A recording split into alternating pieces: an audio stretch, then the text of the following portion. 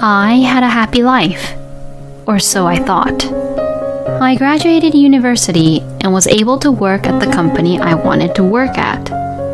I met my husband Ben after I graduated university and got married to him when I was 25 years old. My husband had a good income and he was very kind. After 3 years of marriage, we had our daughter, Deborah. Since Ben and I enjoyed our times together, we were ready to welcome a new family member, so it was the best timing when we had our Debbie. Life was going smoothly, or so I thought. My name is Flora, a 30 years old housewife. I quit my job when Debbie was born because I wanted to focus on raising and taking care of Debbie. She's turning 2 years old and she's very cute and brings a smile to my face every day. Watching her grow up day by day makes me happy. Ben also adores our daughter and spends all day with her on his days off.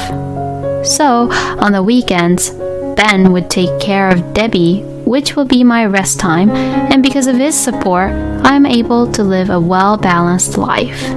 However, these happy days were shattered by a certain event. This happened on one of the weekends. My in-laws, Brian and Carol, suddenly came to our house. I had only seen Brian and Carol only a few times a year until then. To be honest, I was not very fond of Carol. Carol did not seem to like me when I visited her after Ben proposed to me. I am not so sure if she's a good fit for being my son's wife. In addition to that, she would also say other mean comments such as, "She doesn't seem to be the type who had a good upbringing." To these mean comments, I would sharply reply, "Maybe your son was attracted to an optimistic person like me because you're such a pessimistic person." I would always argue back to her mean comments. Brian and Ben doesn't like to fight or cause any troubles, so they would try to stop me saying anything back to Carol. So, from the very beginning, Carol and I did not get along at all. So, why did Brian and Carol suddenly come to our house? Even though I was very surprised, I had no other choice but to let Brian and Carol into our house. "Hey, Brian and Carol, what brings you to our house?" "Huh? Are you stupid? We said in advance that we were coming here today, you know." "What?" Hey, Flora, sorry. I forgot to tell you that my parents were coming today. I thought to myself, how could he forget to tell me such things? Ben has always been somewhat forgetful like this. I quickly made enough tea for everyone. "So, how can we help you today, Brian and Carol?" "What? You didn't hear anything from Ben because I told him beforehand." "Flora and Ben, are you both having troubles communicating?"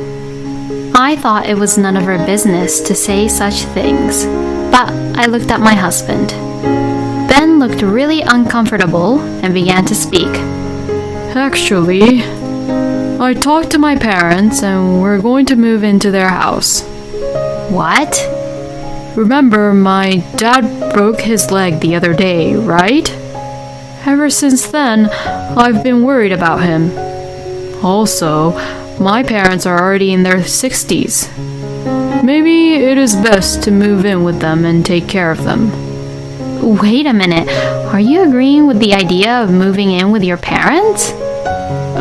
Yes. I don't think it's a bad idea. I was in shock with Ben. Just because Ben thought it was a good idea for him doesn't mean that he shouldn't talk to me at all about it when it is also such an important and delicate subject. Flora, don't tell me that you are opposing to this idea. Well, in any case, we're not here to ask for your opinion anyways. We care what Ben will say about this. This is an important topic for husband and wife. Let me discuss this matter with Ben and decide about it. Carol looked at me as if I was a sassy woman and left our house for the day. As soon as Brian and Carol left our place, I questioned Ben. Ben, why didn't you say anything about this to me? I can't believe you're trying to decide on such important decision without discussing it with me. I'm sorry. I was just worried about my dad, and... Being worried about your dad doesn't make you have the right reason not to discuss with me of moving into your parents' house. I'm just saying that you should discuss important decisions with me first before making the decision. Alright. I'm sorry. So then, Flora, what do you think about moving in with my parents? Honestly, I don't want to live with your parents because Carol and I don't get along well. I knew that you would say something like that. Is there any way possible for you to move into my parents with me? I'll do anything. Fine. Then protect me from your mother. Whenever she picks on me or be mean to me, you protect me from her. If you can't do this, we're going to get a divorce, alright? Divorce? Isn't that too much? I seriously mean it, because that is how much I do not get along with your mother. If you can't promise me this, I'll leave and go back to my parents' house. Oh, okay. I promise that I will protect you. So don't you ever say that you will divorce me. Since Ben made that promise, I decided to agree to live with his parents for the time being. Of course, I would immediately move out if that promise is broken. And a few weeks later, we moved in with Brian and Carol. The moment Carol greeted us, she bluntly said, "Oh, you're finally here. Well, please, don't give us any trouble." And she said it in such a sarcastic tone. I then lightly nudged Ben, who was beside me. Ben nervously said, "Well, Mom, you are the one who asked us to come live with you and propose this idea, so you should treat us well. So you shouldn't cause us any trouble either." Carol looked a little surprised, but quickly returned to her normal face and said, "Well, yes. Come on in now. I'll make you some tea." I was glad that my husband had stood up for me and spoke back to Carol. And I was glad to see that he could do it. Well, if Ben can stand up for me, I might be able to manage living with Carol this way. After putting our luggages in our room, I was having a cup of tea with Brian and Carol in the living room when I heard the front door open. I wondered who it was, but it was Alicia, my sister-in-law. "I'm home." "Oh, are Ben and his family coming over today?" "Yes, that's what I told you yesterday." I couldn't understand what was going on. Is Alicia living here now? I thought she was living on her own somewhere else. What does she mean by "I'm home"? Is she back just for a visit, or is she living here? Alicia, long time no see. Oh, hey, Flora. We are all one big family here now, aren't we? Are you living here now, Alicia? Didn't Ben tell you anything? I've been back living here for 3 months now. Ben didn't tell me about this at all. I glared at Ben coldly. "Oh, no, I forgot to tell you." I thought to myself, this is strike one, Ben. 2 more strikes, and he is out. Oh, I'm sorry, I didn't know. Well, we are one big family here now. Needless to say, I scolded my husband in our room after that. Then, life at Carol's house began, and as expected, Carol began to bully me right away. "Hey, Flora! Why aren't you cleaning?" "What are you talking about? I cleaned my room." "You haven't cleaned mine or Alicia's room. You also haven't mowed the lawn." What? Why should I have to do that? What? Are you speaking back to me? You should be thanking me by letting you stay at our house. I'm living here with Ben because we are worried for Brian. You asked us to live with you. Then Alicia came and sided with Carol. What's going on here? Flora, are you fighting my mother for your inability to do the housework? That's ridiculous. Huh? What is this? To me, it just seems that you just want to slack off and do nothing around. To this, I angrily said, fine then, I'll just clean up everything, and cleaned Alicia's and Carol's room. I even mowed the lawn all on my own, even though it was very hot today. While I was doing all of the household chores, which Carol and Alicia made me do, Carol and Alicia was playing with my daughter, Debbie.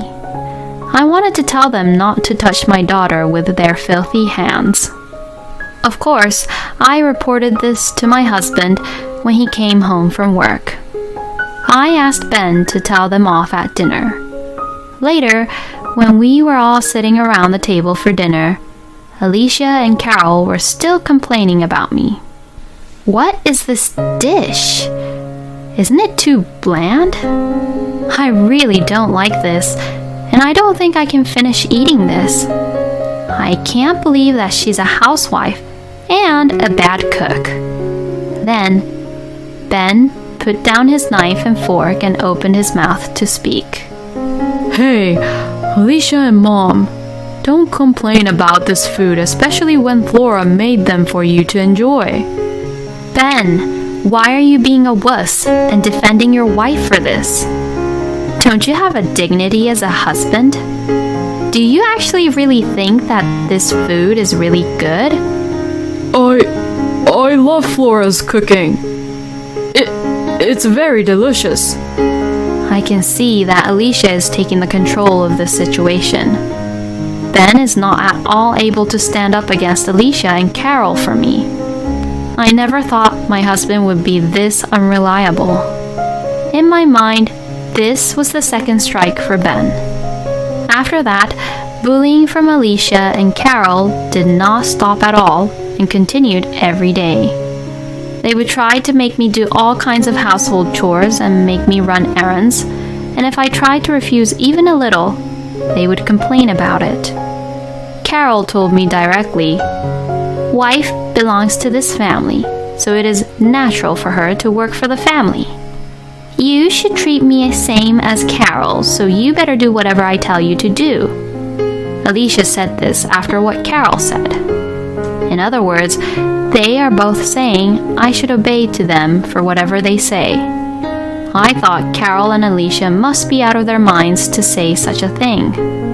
Since I bet there are no other in-laws who are this unreasonable, I was beginning to think how to eventually leave this house. Then I received a call from my mother that my father had just suffered a stroke. I heard that it was not serious, but he was hospitalized. So I packed my bags to hurry back to visit my father, who was staying at the hospital. When Carol saw me packing my bags in my room, she said, "Flora, what are you doing?" "Oh, Carol, I'm sorry. My mother just called me and told me that my father suffered a stroke and was taken to the hospital.